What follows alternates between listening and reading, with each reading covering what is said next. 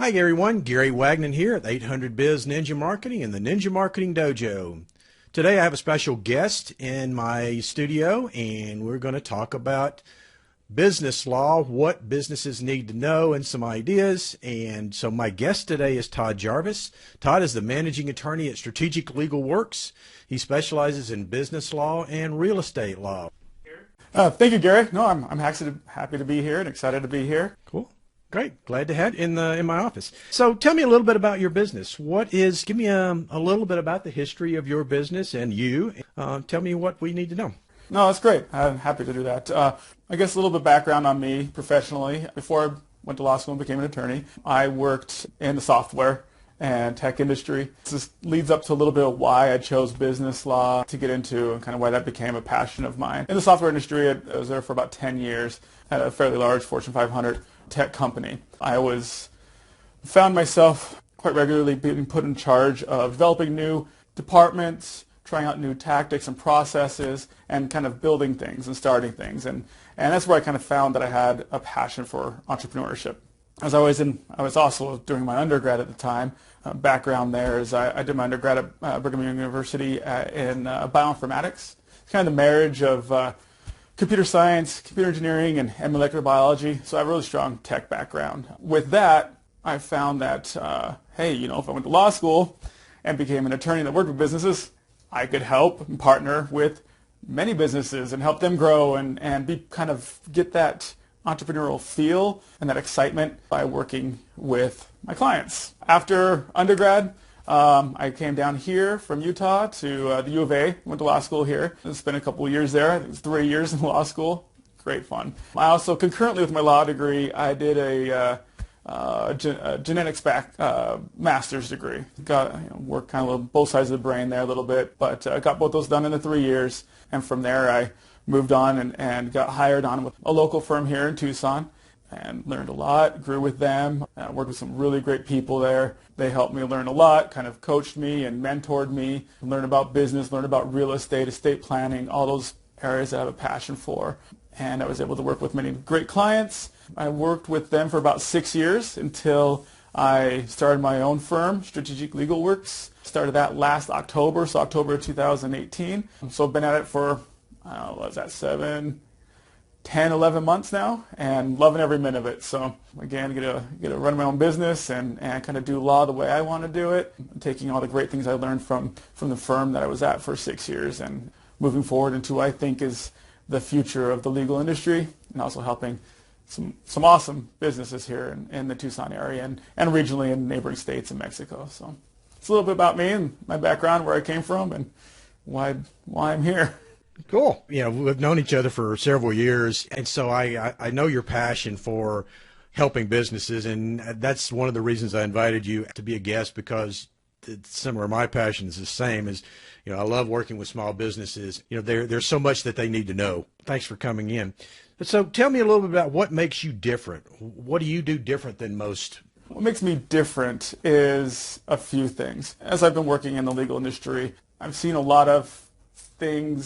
experienced a lot of things with my clients. Like I said, I wanted to be kind of a partner, right, with these clients, with these businesses, to help them kind of be part of their growth, about whether they're starting up or whether they're reorganizing and trying to get formed because they maybe skipped a few steps early on and they're trying to get organized now, or whether they're trying to exit their business and sell or pass it on to their heirs.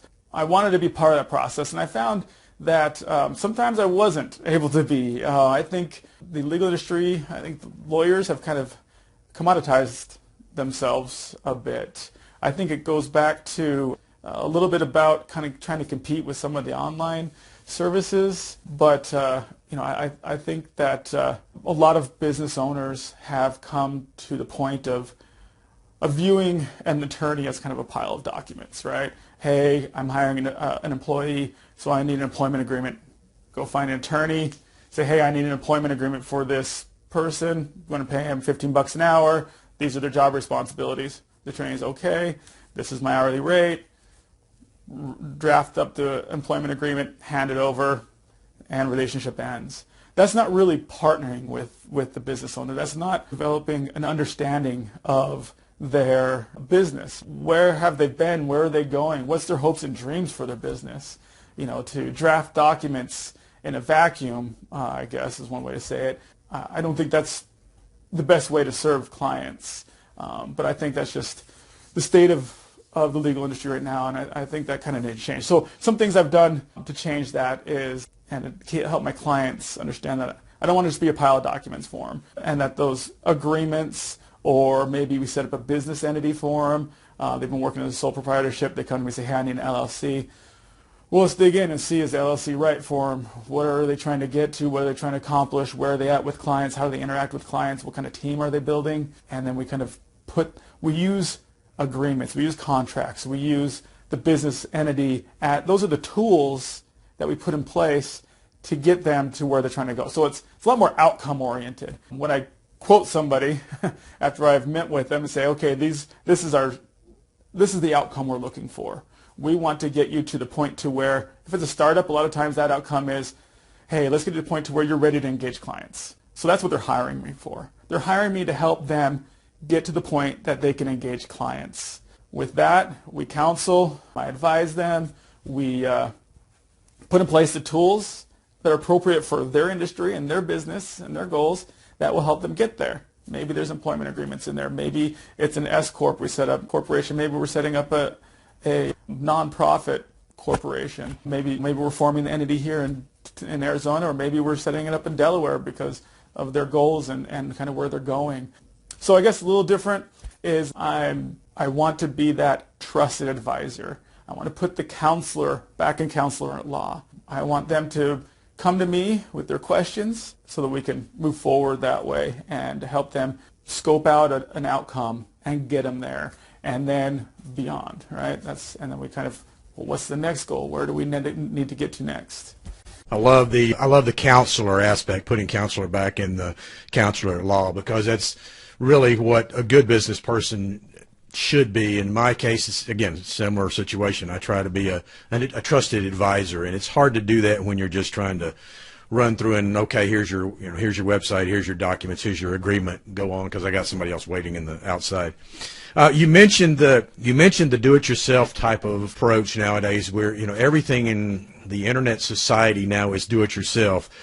If you need to know how to change the belt on your car, you can Google it. If you need to do a website, you can go to one of the do-it-yourself sites and do it quick and easy. If you need documents, you can go to one of the legal sites that name sort of zooms to mind. What's your advice for people when they're thinking about using something like an online service? How do you address that, advising them what the best option is? Fantastic question, because that's huge. I think that really is, kind of as I alluded to before, that is really kind of driving, I think, a lot of attorneys feel that pressure to compete with the Zooms and Rockets and stuff online. And really, when it comes down to it, my advice is, what is the purpose that they're going for that document? Why are they engaging with those online services? And most of the time, it's to save money, or the perception of saving money. So understanding scope, let me talk a little bit about this. Something else that kind of makes me feel a little bit different, kind of how I approach my engagement with my business clients. Normally when someone calls me up and asks me, hey, I need to start a business, I need an LLC formed, or maybe they're in the midst of business and they're like, hey, I need this non-disclosure agreement.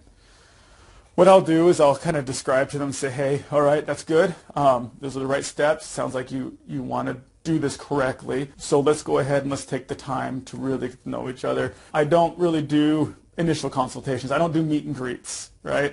We don't sit down and say, hey, and get to know each other. If it's a startup business, I'll schedule with them what I call a Lift startup session.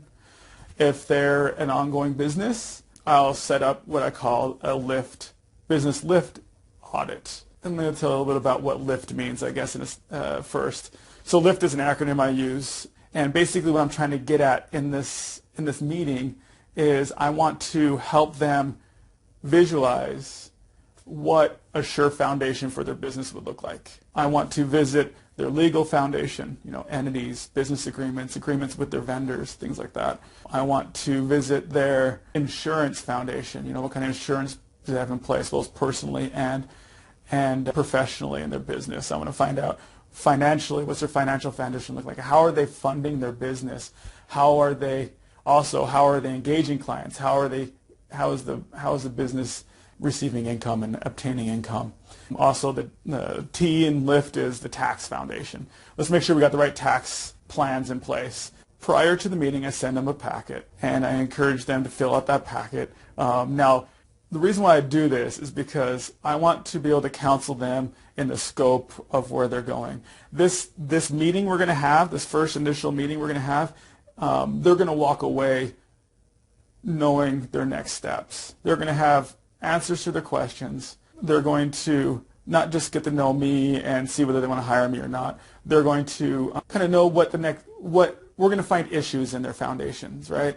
And they're going to know what kind of holes they need to plug or how to put those sure foundations in place. That comes down to, I guess, someone who doesn't want that involvement, doesn't want that. They just want the agreement, and then go to LegalZoom, go to Rocket Lawyer. You can get an agreement. It won't be drafted in the full scope of your business. It'll be done in a vacuum.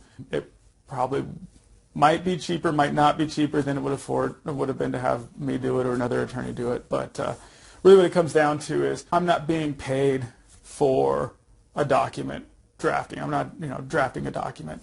What they're hiring me for ultimately is to be their partner in shoring up the foundation of their business and having clear set next steps that's going to help them to achieve whatever outcome it is that they currently need to. If they're talking about an NDA, well, they must need an NDA for some purpose. Maybe they're having someone make some prototypes for their next product or something. There's a lot more that is involved there, and if we can have a conversation, I can at least educate them to other things they should be thinking about, so that NDA means something, and it helps them achieve the end goal, where a downloaded NDA is not. It probably be legally sound, but it won't necessarily move them towards their goal. That's a common, I think, with a lot of businesses is they think, well, I can grab something quick off of a document site and it'll do me just as well.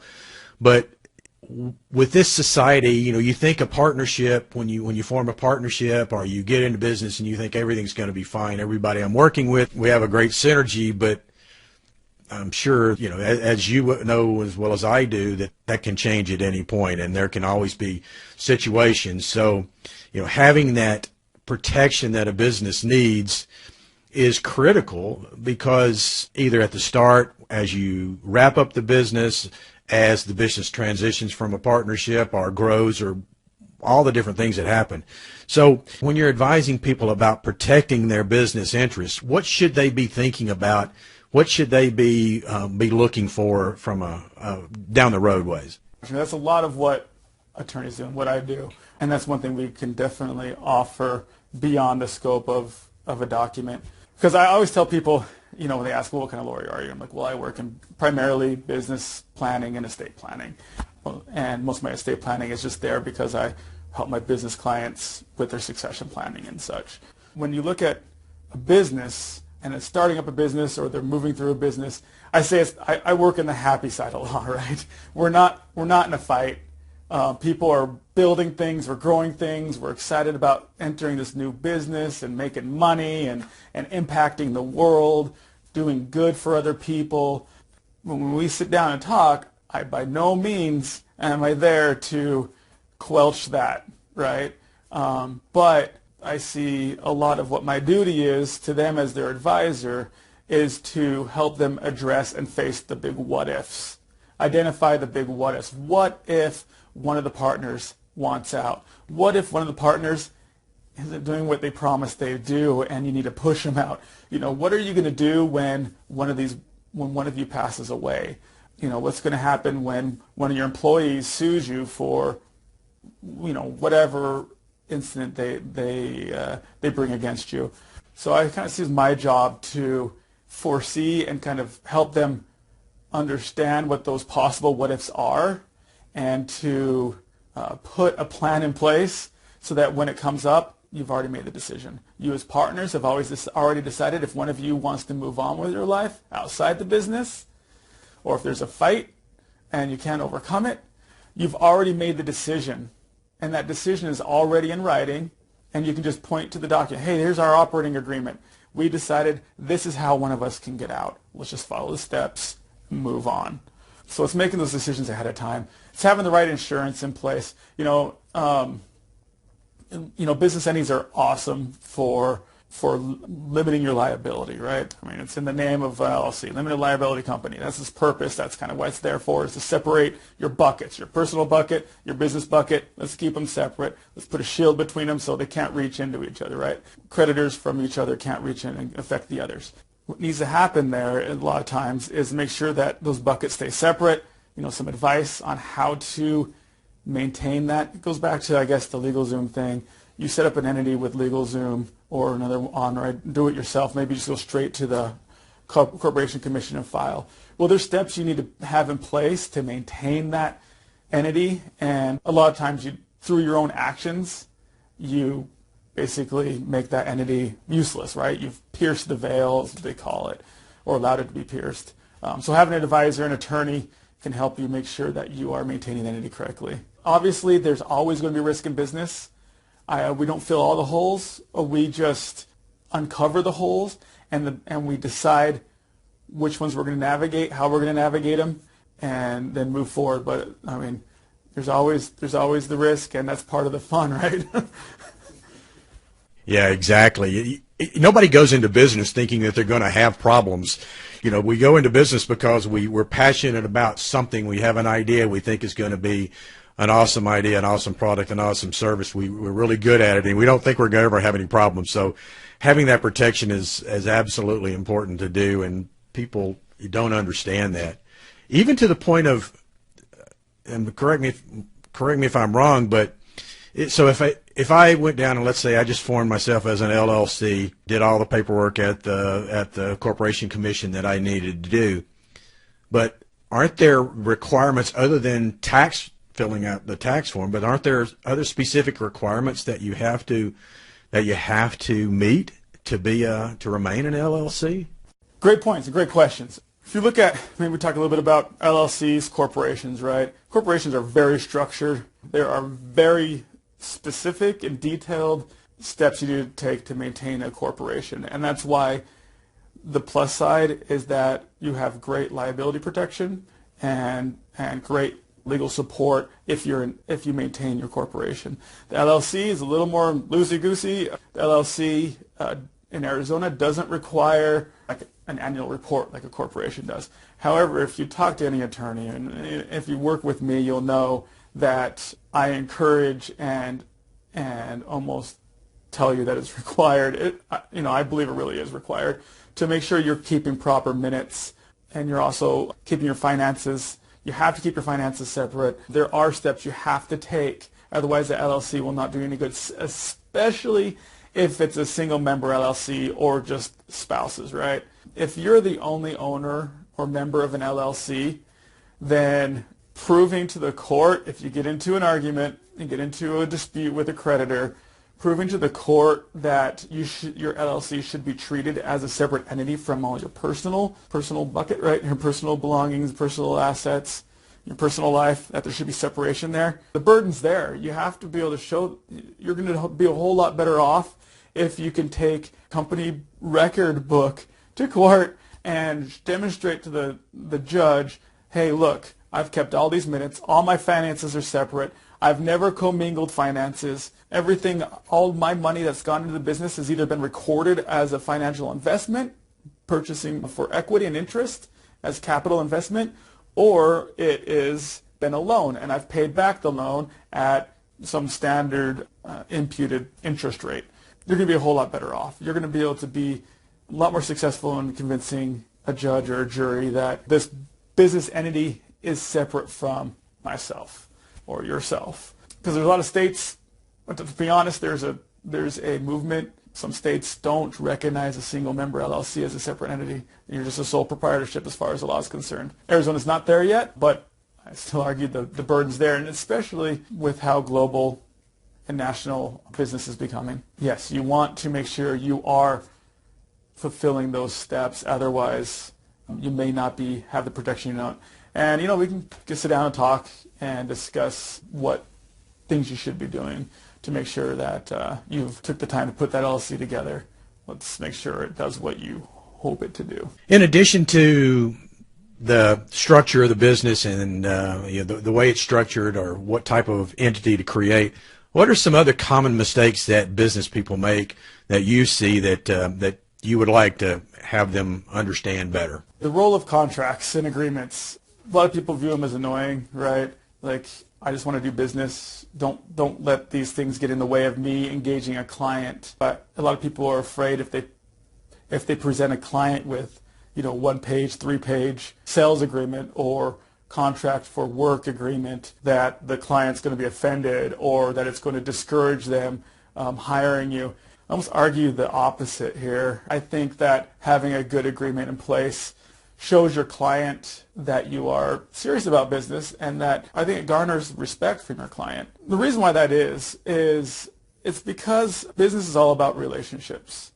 I don't know if I've said that yet or not, but I strongly believe business is just about relationships. Relationships with your vendors, relationships with your partners, relationships with your clients, right? And a way to make relationships as strong as possible is to make sure that expectations are set on both sides of the table. Knowing what you can expect from your client, and also them in turn knowing what they can expect from you, is going to make business go so much smoother.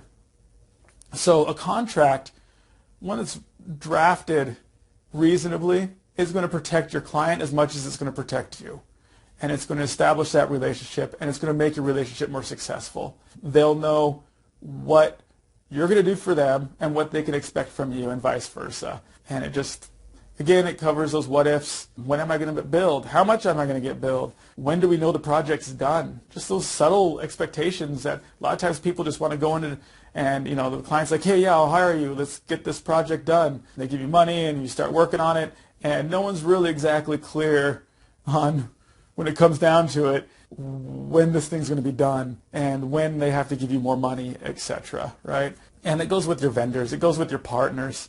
It's just, I think having agreements in place, and they don't have to be these big, elaborate 10-page documents. We can put a reasonable agreement in place that will be, protect both parties, and it will make sense to both parties. I mean, avoiding the legalese, right? Having plain English contracts is just the way to go. So I think that kind of addresses what I would like to see clients doing, businesses doing, that a lot of times they're not, especially smaller businesses. A lot of times we don't know what we don't know, and we're just excited about, hey, people are paying me.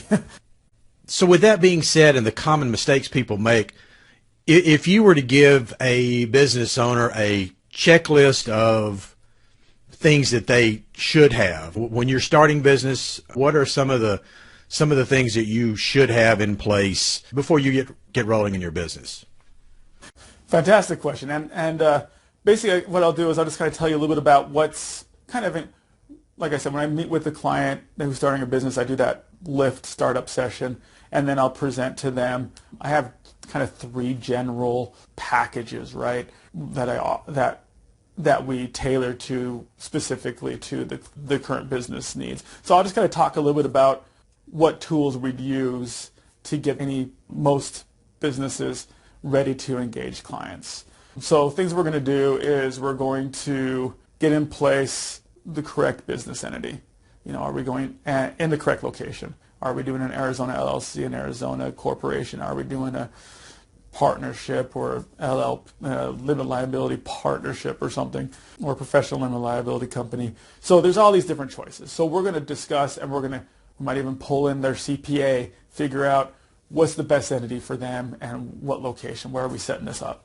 So that's one thing we'll put in place. We'll put in place a lot of times, especially with a lot of businesses. I work with a lot of online businesses, so they're kind of working on a national level, or I have a lot of businesses who want to go beyond their scope. So we'll go through and we'll counsel, and we'll get the proper entity in place. Another thing we'll do is we're going to look at, like I said, a lot of with the scope of business being fairly national. One thing that you put a lot of effort and time and money into your business.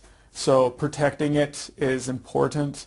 Protecting, as you start businesses, you may not realize that you're creating assets, you're creating intellectual property assets. One thing as an IP attorney with my technical background, I can really help my clients with specific intellectual property protections. One of those common things that I'll do with clients is we'll look at their name. We'll help them select a name, because there's more to a name than just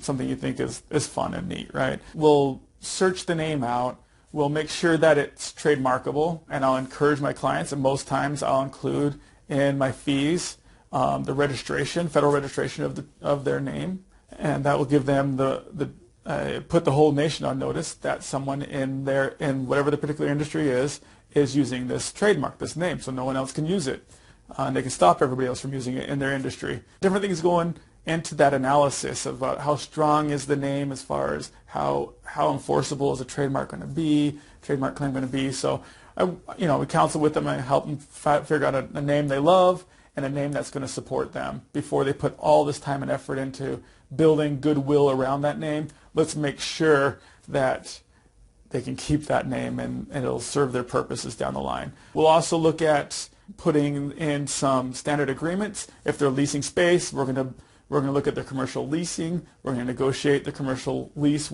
for them, and we'll get them set up and ready for that.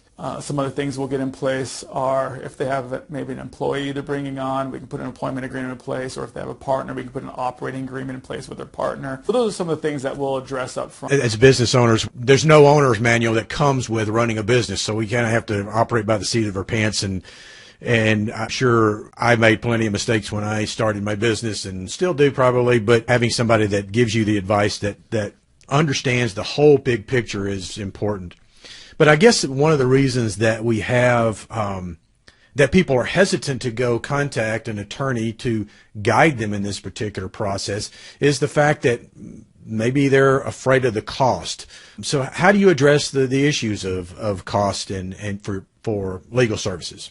That's one of the things that concerned me as well. The firm I worked for, is a progressive firm, looking at different ways of helping clients afford the services.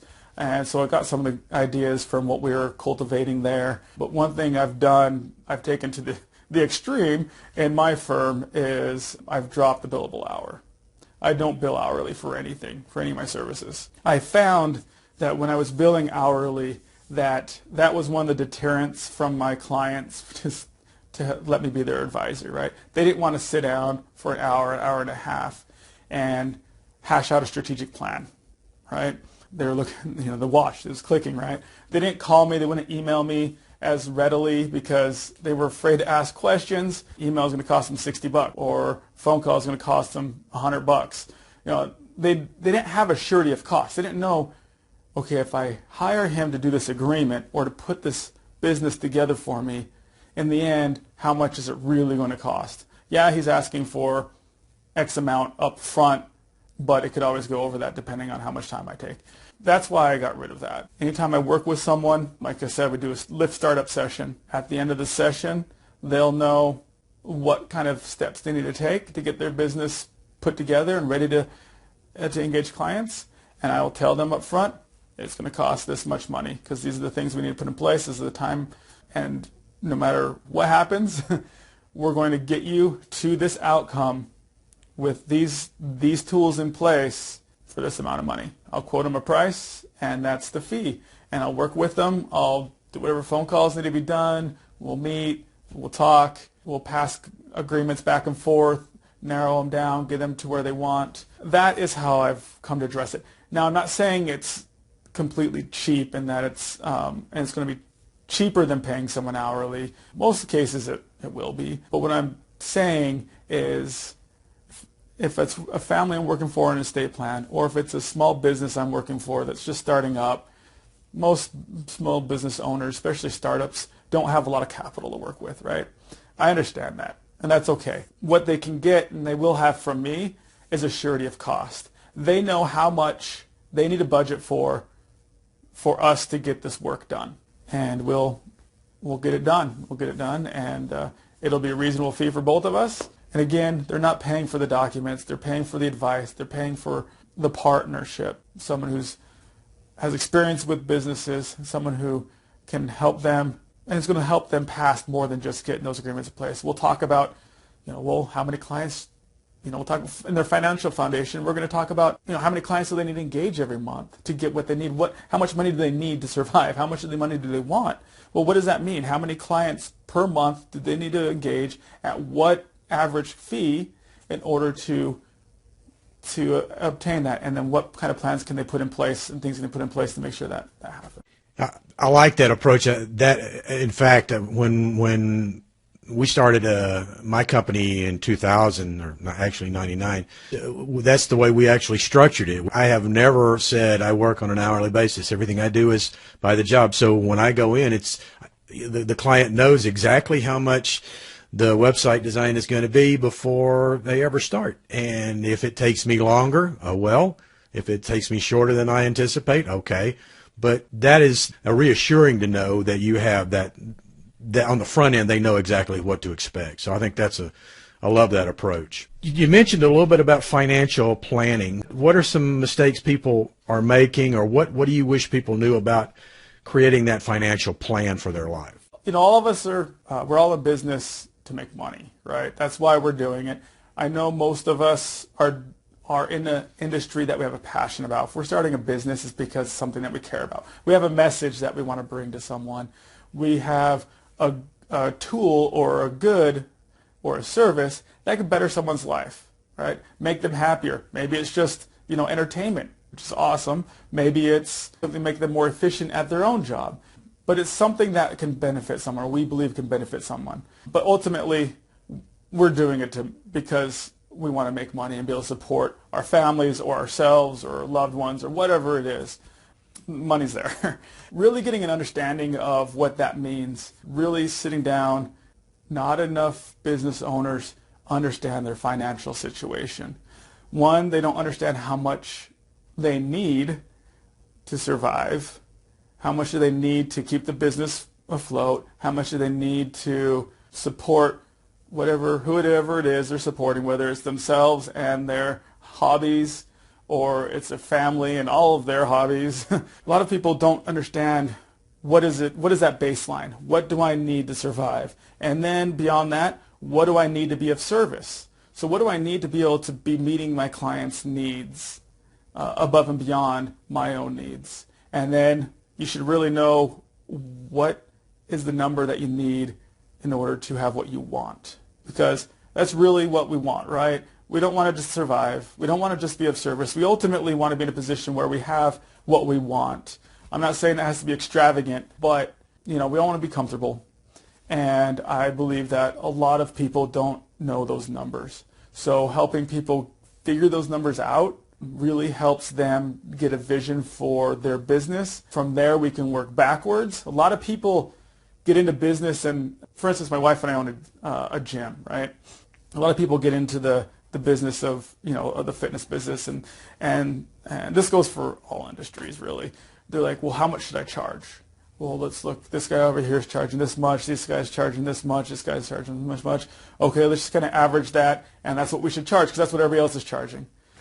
But the problem is you don't know is this person struggling? Are they making ends meet? Are they about to go out of business? Or maybe they don't have the financial demands you do. Maybe they are single and living in an apartment, where I am married and have 7 kids. I think our needs are going to be a little bit different that way. Doing that can be a mistake. I often tell people when we're working with clients is you need to find out what these numbers are for yourself, and then looking at what you need to be of service, and what you want. And you want to use those 2 numbers, the 2 higher ones, to be of service and the what you want numbers. Find out, in order to meet this monthly number of what you need to be of service to your clients. That means all of your stuff at home is being taken care of because you have the time and effort to put into servicing your clients now, right? And you have the money to build the team or whatever it takes to really service your clients. What is that number on a monthly basis?